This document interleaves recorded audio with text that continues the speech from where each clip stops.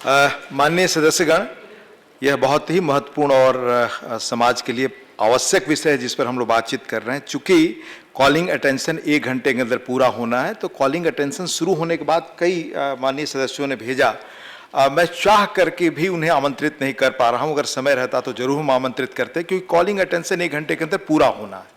ये व्यवस्था पहले से चली आ रही है। माननीय मंत्री जी अपना जवाब दें।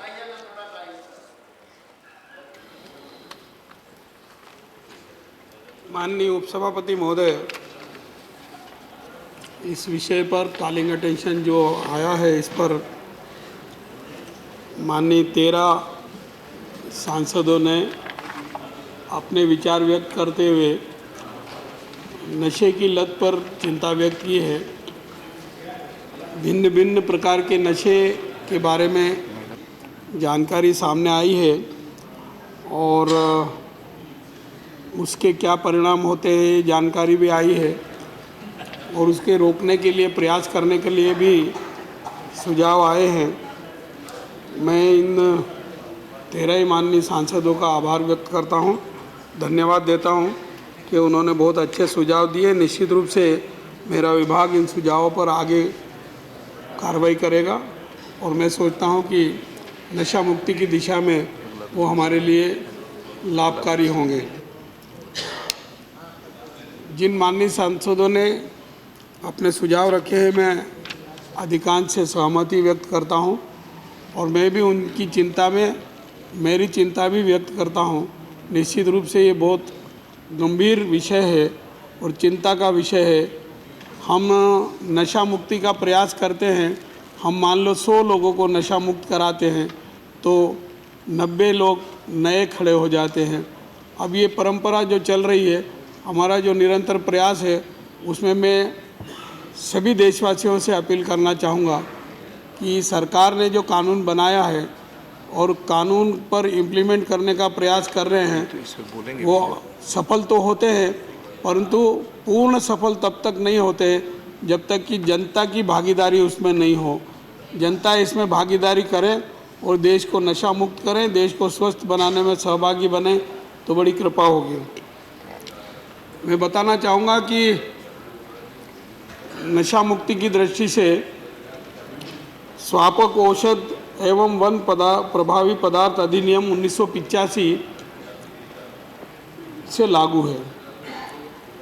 ये विधेयक वित्त मंत्रालय के द्वारा बनाया गया है। इस विधेयक में जो जो प्रावधान है वो प्रमुख रूप से इस प्रकार है कि एक तो व्यसनियों की, जो नशे में लिप्त हैं, उनकी पहचान करना, उनका उपचार करना, उनकी शिक्षा देना, बाद में देखभाल करना, पुनर्वास की व्यवस्था करना और सामाजिक पुनः एकीकरण, सामाजिक समावेशन की दिशा में प्रयास करना, ये उसके मूल उद्देश्य है और इन उद्देश्यों पर ही हम काम कर रहे हैं। इस एक्ट में माननीय कुछ सांसदों ने कहा कि सजा का प्रावधान करना चाहिए।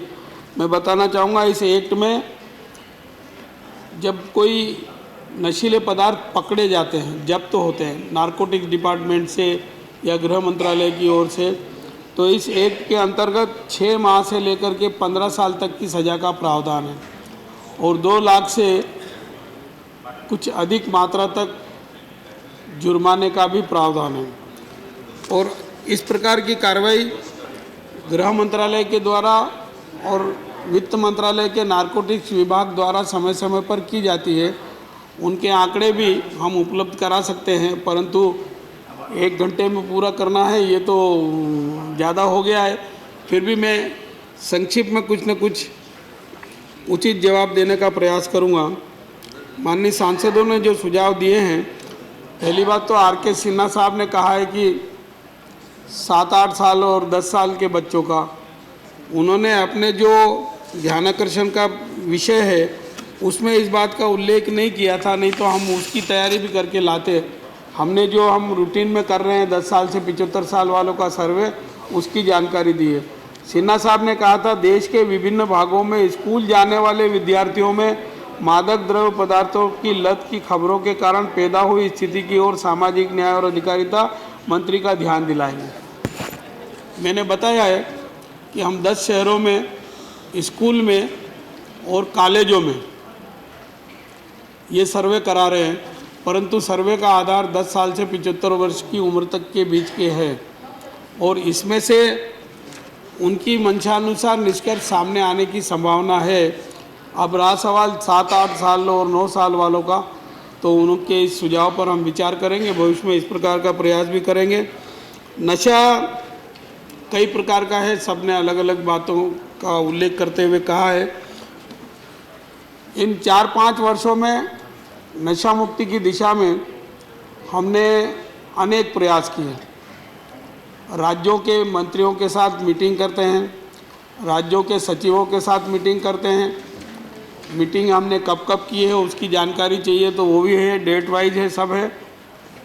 इसके साथ ही साथ वीडियो कॉन्फ्रेंसिंग से भी हम बातचीत करते हैं और एनजीओ जो लगभग 430 से अधिक संख्या में हमारे मंत्रालय से नशा मुक्ति के लिए आर्थिक सहायता प्राप्त करते हैं। हम उन एनजीओ में जाकर के भी देखते हैं। मैं स्वयं भी कई एनजीओज में गया हूँ। ऑटोनॉमस बॉडी, नगरीय निकाय वगैरह जो नशा मुक्ति केंद्र चलाते हैं उसमें भी गया हूँ। हमारे विभाग की ओर से कुछ नशा मुक्ति केंद्र चलते हैं उसमें भी गया हूँ। और बाल सुधार गृह जहाँ इस प्रकार के नशीले पदार्थों का सेवन करते हुए कोई अपराध करता है और अपराध करने के बाद जब वो पकड़ा जाता है तो सामान्यतया न्यायालय से बाल सुधार गृह में उनको भेज दिया जाता है। तो मैं एक नहीं अनेक बाल सुधार गृह में भी गया हूँ। उन छोटे छोटे बच्चों से प्रत्यक्ष में बीच में बैठ कर के बातचीत की है और ये भी महसूस किया है मैंने कि वो कैसे नशे की ओर अग्रसर हो जाते हैं। स्कूल कॉलेज के वहाँ कुछ लोग ऐसे खड़े रहते हैं जो नशीले पदार्थ लेकर के रहते हैं। बच्चों को वो पहले फ्री में देते हैं, 2-4-8-10 दिन तक फ्री में दिया, बाद में उसकी थोड़ी बहुत आदत जब पड़ जाती है तो फिर फ्री में देने का हाथ खींचते हैं और फिर कहते हैं कि वो तो 2000 की सामग्री है, 3000 की सामग्री है।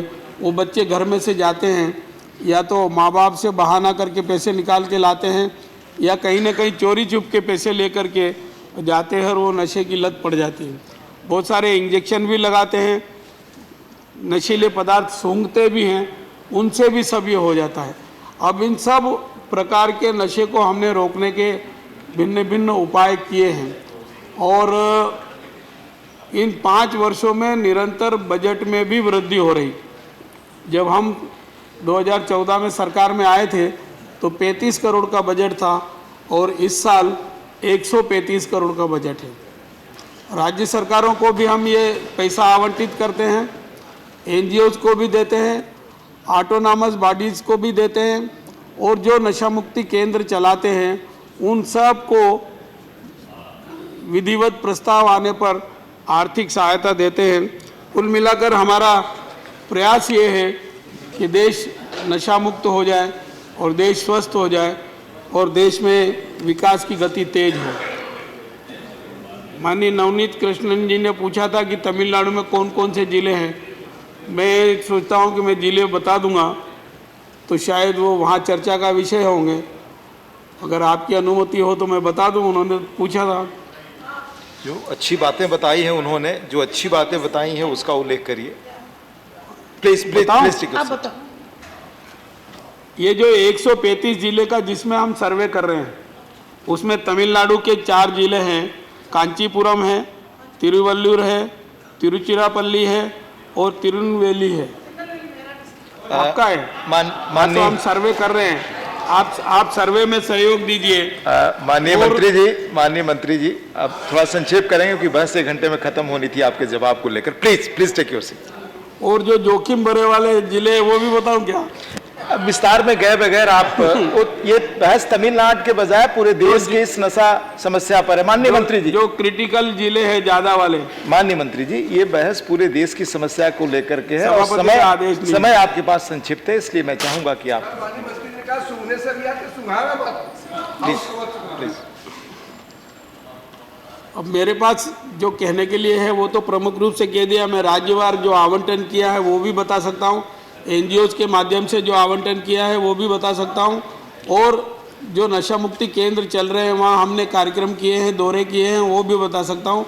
मैं कुल मिलाकर के ये कह सकता हूँ कि हमने इस काम के लिए सक्रियता से काम करने का प्रयास किया है, कठोर परिश्रम करके काम किया है और हिंदुस्तान की आज़ादी के बाद पहली बार हमने ये सर्वे कार्यक्रम देश के सभी राज्यों में, 36 ही राज्यों में और 135 जिलों में सर्वे कार्यक्रम करने का लक्ष्य तय किया है और वो दिसंबर 2019 तक पूर्ण होगा और उसके बाद हम अगली कार्य योजना बनाएंगे।